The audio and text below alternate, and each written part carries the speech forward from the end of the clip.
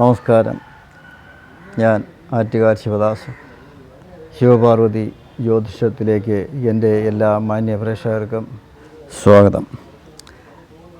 ആദ്യമായി തന്നെ പറഞ്ഞുകൊള്ളട്ടെ, എല്ലാവർക്കും എൻ്റെ തിരുവോണ ആശംസകൾ നേരുന്നു. ഈ ചാനൽ ആദ്യമായി കാണുന്ന സുഹൃത്തുക്കൾ സബ്സ്ക്രൈബ് ചെയ്യണമെന്ന് അപേക്ഷിക്കുന്നു. അപ്പോൾ ഇനി പറയുന്നത് ചിങ്ങമാസത്തിൽ ഏറ്റവും അധികം ഗുണഫലങ്ങൾ ശ്രദ്ധിക്കുന്ന രാശിക്കാരുടെ കാര്യമാണ് പറയുന്നത്. ആദ്യമായിട്ട് മേടരാശിയിൽ വരുന്ന നക്ഷത്രങ്ങൾ അശ്വതി, ഭരണി, കാർത്തികയുടെ കാൽഭാഗം. നിങ്ങൾക്ക് സർവേശ്വരകാരകനായിട്ടുള്ള വേഴം നിങ്ങളുടെ സുഖസ്ഥാനത്ത് നിൽക്കുന്നു. സുഖം, വാഹനം, ഗ്രഹം, പിന്നെ നമ്മുടെ ബന്ധുമിത്രാദികൾ, മാതൃസ്ഥാനം, കൂട്ടുകാർ, അങ്ങനെയുള്ള പിന്നെ വാഹനസ്ഥാനം, അങ്ങനെയുള്ള കാര്യങ്ങളൊക്കെ തന്നെ ശുഭകരമായി വരും എന്ന് തന്നെ കാണുന്നു. അപ്പോൾ എല്ലാവിധമായ ഭാഗ്യാനുഭവങ്ങളും നമുക്ക് ഉണ്ടാകും. കഴിഞ്ഞ കാലത്തുള്ള ദോഷഫലങ്ങൾ മാറുന്നതായി കാണുന്നു. ഈ വേഴത്തിൻ്റെ കഴിഞ്ഞ മാസം നിങ്ങൾക്ക് വേഴത്തിൻ്റെ മൗഢ്യം ഉള്ളതിനാൽ കൂടുതൽ ഫലം ശ്രദ്ധിച്ചിട്ടില്ല.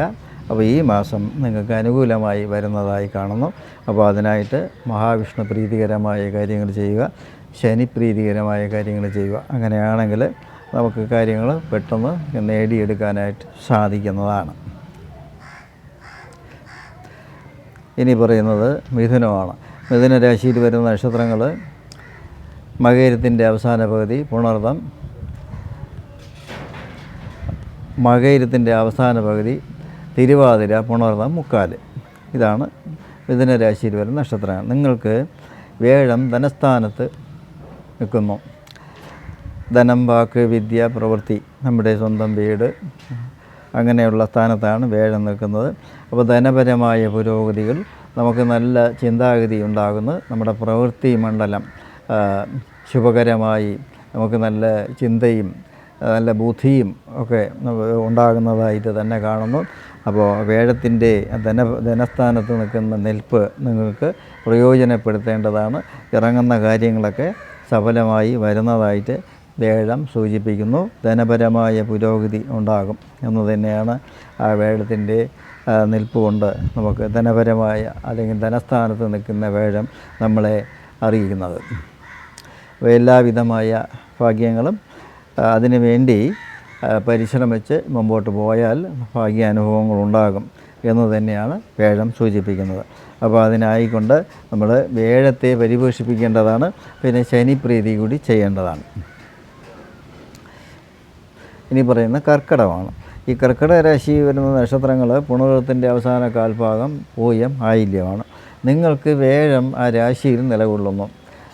അപ്പോൾ എല്ലാവിധമായ ഐശ്വര്യവും തരാൻ തയ്യാറായിട്ട് ഈ മാസത്തെ നിൽപ്പ് അനുകൂലമായി തന്നെയാണ് കാണുന്നത്. കർക്കിടക രാശിക്കാർക്ക് നേരത്തെ ഉണ്ടായിട്ടുള്ള വിഷമതകൾ പൂർണ്ണമായി മാറാനുള്ള ഒരു അവസ്ഥ ഈ മാസം ഉണ്ടാകുന്നു. അതുമായി ബന്ധപ്പെട്ട് മഹാവിഷ്ണു പ്രീതികരമായ കാര്യങ്ങൾ ചെയ്യുകയാണെങ്കിൽ നമുക്ക് അനുകൂലാവസ്ഥ പെട്ടെന്ന് തന്നെ ഉണ്ടാകുന്നതാണ്. പിന്നെയുള്ളത് ഈ നിങ്ങളുടെ അഷ്ടമത്തിൽ രാഹു സഞ്ചരിക്കുന്നതിനാൽ നാഗരാജ പ്രീതി കൂടി ചെയ്യേണ്ടതാണ്.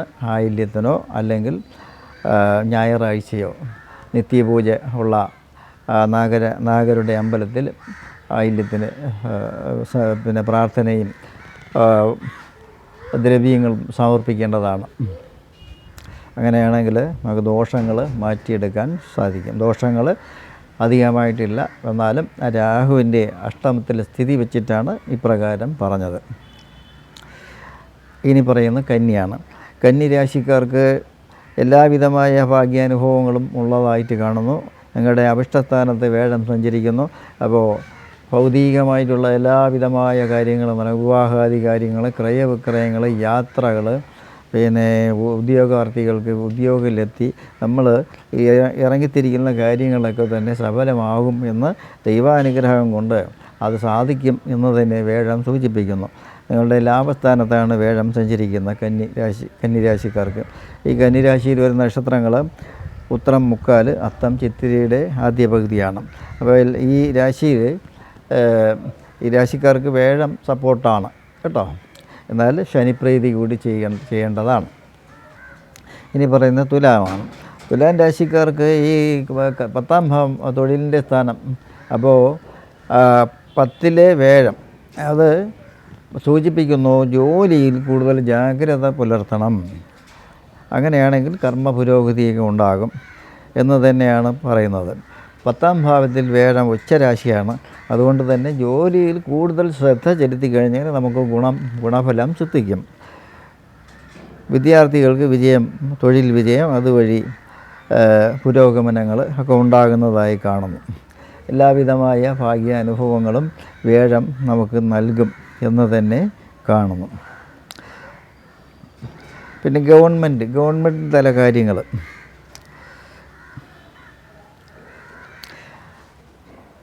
ആദ്യം ചില തടസ്സങ്ങൾ വരും, പിന്നീട് അത് നേരെയായി വരുന്നതായിട്ട് കാണുന്നു.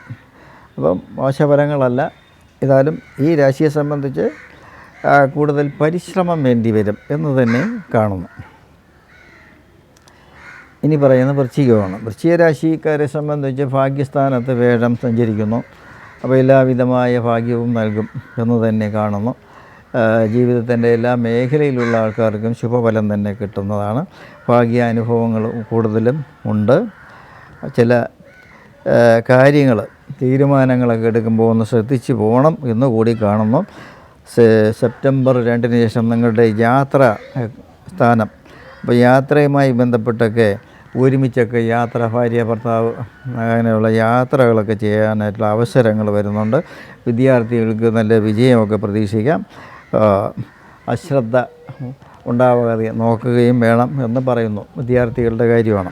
അപ്പോൾ അങ്ങനെയാണെങ്കിൽ നമുക്ക് കൂടുതൽ ഗുണഫലം വൃശ്ചിക രാശിക്കാർക്ക് ഉണ്ട് എന്നാണ് പറയുന്നത്. വൃശ്ചിക രാശിയിൽ വരുന്ന നക്ഷത്രങ്ങൾ വിശാഖം അവസാനത്തെ കാൽഭാഗം, അനിഴം, കേട്ട. ഇനി പറയുന്ന മകരമാണ്.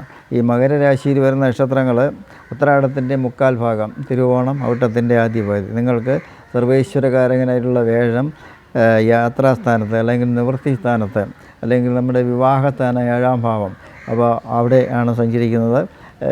യുവാക്കൾക്ക് ഈ വിവാഹം നടക്കാതിരുന്ന ആൾക്കാർക്ക് അതുമായി ബന്ധപ്പെട്ടുള്ള പുരോഗമനങ്ങൾ കാണുന്നു. പിന്നെ യാത്രാഗുണം, വിദേശയാത്ര, അങ്ങനെയുള്ള കാര്യങ്ങളൊക്കെ സഫലമായി വരും എന്ന് വേഴത്തെ കൊണ്ട് നമുക്ക് കിട്ടും. എന്നാൽ ഈ രാഹുവിൻ്റെ സ്ഥിതി വെച്ചിട്ട് എല്ലാ പ്രവൃത്തികളും ഒന്ന് ആലോചിച്ച് വേണം ചെയ്യേണ്ടത് എന്നുകൂടി പറയുന്നു. എടുത്തു ചാടി കാര്യങ്ങൾ ചെയ്യരുത് എന്നുള്ള എന്തെങ്കിലും നമുക്ക് ദുർശീലങ്ങൾ ഉള്ളവർക്ക് അതൊക്കെ ഒന്ന് മാറ്റിയെടുക്കാനായിട്ടുള്ള ഒരു അവസരം വേഴം നൽകുന്നു. അപ്പോൾ അത് നിങ്ങൾ പ്രയോജനപ്പെടുത്തുക എന്നുള്ളതാണ്. ദുർശീലങ്ങൾ ഉള്ളവരെ കാര്യമാണ് പറയുന്നത്. അപ്പോൾ അതൊക്കെ ഒന്ന് ആ ശീലങ്ങളുള്ളവർക്ക് അത് ഈ വേഴത്തിൻ്റെ ഒരു അനുഗ്രഹം നിലവിലുള്ളതുകൊണ്ട് ആ ശീലങ്ങളൊക്കെ ഒന്ന് മാറ്റിയെടുക്കാൻ സാധിക്കും എന്ന് തന്നെയാണ്. അപ്പോൾ ഇനി പറയുന്നത് മീനമാണ്. മീനരാശിക്കാർക്ക് ഏറ്റവും അധികം ഭാഗ്യാനുഭവങ്ങൾ ഉണ്ടാകുന്നു. വേഴം, നിങ്ങളുടെ ചന്ദ്രലഗ്നാധിപനായിട്ടുള്ള വേഴം 5ാം ഭാവത്തിൽ നിലയുറപ്പിച്ചിട്ടുണ്ട്. അപ്പോൾ ജീവിതത്തിൻ്റെ എല്ലാ മേഖലയിലുള്ള ആൾക്കാർക്കും ശുഭഫലം തന്നെ ഉള്ളതായി കാണുന്നു. അപ്പോൾ ഈ ശുഭഫലം നമുക്ക് കാലതാമസമൊന്നുമില്ലാതെ നമ്മുടെ കൈകളിലേക്ക് എത്തിച്ചേരുന്നതിന് മഹാവിഷ്ണു പ്രീതികരമായ കാര്യങ്ങൾ ചെയ്യുക. വ്യാഴാഴ്ച, പിന്നെ ശനിയാഴ്ച വേണം. ശനിയാഴ്ച ശനിപ്രീതി ചെയ്യേണ്ടതാണ്. നിങ്ങളുടെ ജന്മരാശിയിൽ ശനി സഞ്ചരിക്കുന്നു. ആയതിനാൽ ശനിയാഴ്ചയും വ്യാഴാഴ്ചയും ദൈവാനുഗ്രഹം നേടുന്നത് നമുക്ക് ഭാഗ്യവർദ്ധനവിന് കാരണമായി തീരും. അതുമാത്രമല്ല, ആരോഗ്യ പ്രശ്നങ്ങളുള്ളവർക്ക് ആരോഗ്യ പ്രശ്നങ്ങളും ഒഴിവാകുന്നതായി കാണുന്നു. നിങ്ങളുടെ ജന്മരാശിയിലോട്ട് ഈ വേഴത്തിൻ്റെ ദൃഷ്ടി വരുന്നതിനാൽ നേരത്തെ ആരോഗ്യ പ്രശ്നങ്ങളുള്ളവർക്ക് അതിന് രോഗശമനം ഉണ്ടാകുന്നതായും കാണുന്നു. അപ്പോൾ എല്ലാവിധമായ ഭാഗ്യാനുഭവങ്ങളും ഈ രാശിക്കാർക്ക് ഉണ്ടാകും എന്ന് തന്നെയാണ് കാണുന്നത്. അപ്പോൾ ഈ ചാനൽ ആദ്യമായി കാണുന്ന സുഹൃത്തുക്കൾ സബ്സ്ക്രൈബ് ചെയ്യണമെന്ന് അപേക്ഷിക്കുന്നു. എല്ലാവർക്കും എൻ്റെ തിരുവോണ ആശംസകൾ ഒന്നുകൂടി നേരുന്നു. നന്ദി, നമസ്കാരം.